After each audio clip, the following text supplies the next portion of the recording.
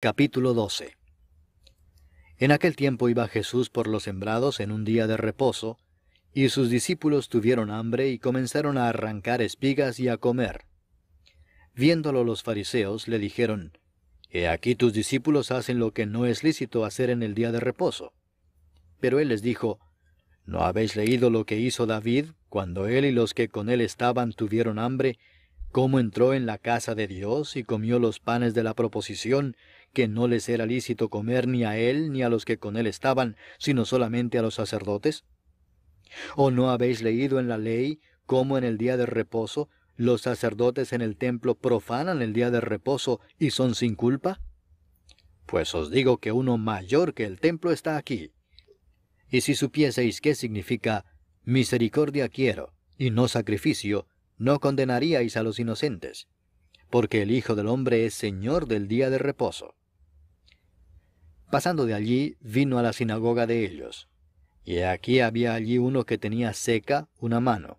Y preguntaron a Jesús, para poder acusarle, ¿Es lícito sanar en el día de reposo?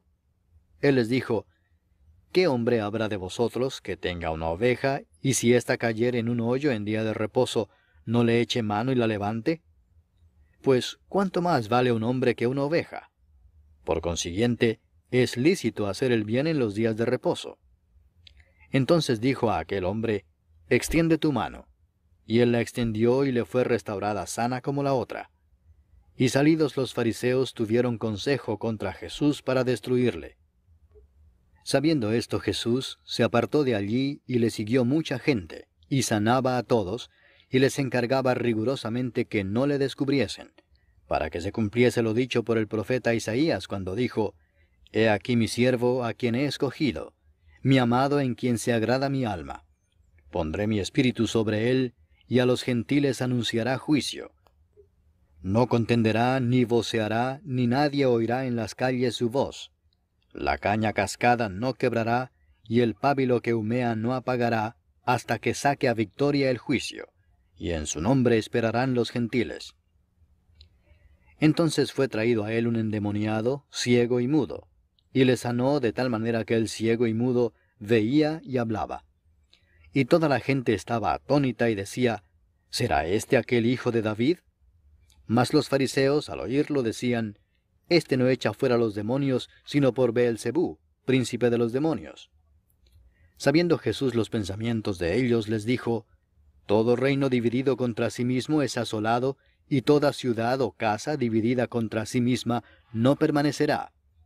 Y si Satanás echa fuera a Satanás, contra sí mismo está dividido. ¿Cómo pues permanecerá su reino? Y si yo echo fuera a los demonios por Beelzebú, ¿por quién los echan vuestros hijos? Por tanto, ellos serán vuestros jueces. Pero si yo, por el Espíritu de Dios, echo fuera los demonios, ciertamente ha llegado a vosotros el reino de Dios. Porque, ¿cómo puede alguno entrar en la casa del hombre fuerte y saquear sus bienes si primero no le ata? Y entonces podrá saquear su casa. El que no es conmigo, contra mí es, y el que conmigo no recoge, desparrama. Por tanto os digo, todo pecado y blasfemia será perdonado a los hombres, mas la blasfemia contra el Espíritu no les será perdonada. A cualquiera que dijere alguna palabra contra el Hijo del Hombre, le será perdonado, pero al que hable contra el Espíritu Santo, no le será perdonado ni en este siglo ni en el venidero. O haced el árbol bueno y su fruto bueno, o haced el árbol malo y su fruto malo, porque por el fruto se conoce el árbol. Generación de víboras, ¿cómo podéis hablar lo bueno siendo malos? Porque de la abundancia del corazón habla la boca. El hombre bueno, del buen tesoro del corazón saca buenas cosas, y el hombre malo, del mal tesoro saca malas cosas. Mas yo os digo que de toda palabra ociosa que hablen los hombres, de ella darán cuenta en el día del juicio. Porque por tus palabras serás justificado, y por tus palabras serás condenado. Entonces respondieron algunos de los escribas y de los fariseos, diciendo, Maestro, deseamos ver de ti señal. Él respondió y les dijo, La generación mala y adúltera demanda señal, pero señal no les será dada, sino la señal del profeta Jonás. Porque como estuvo Jonás en el vientre del gran pez 3 días y 3 noches, así estará el Hijo del Hombre en el corazón de la tierra 3 días y 3 noches.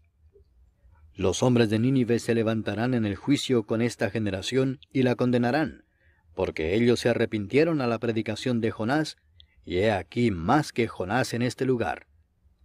La reina del sur se levantará en el juicio con esta generación y la condenará, porque ella vino de los fines de la tierra para oír la sabiduría de Salomón, y he aquí más que Salomón en este lugar.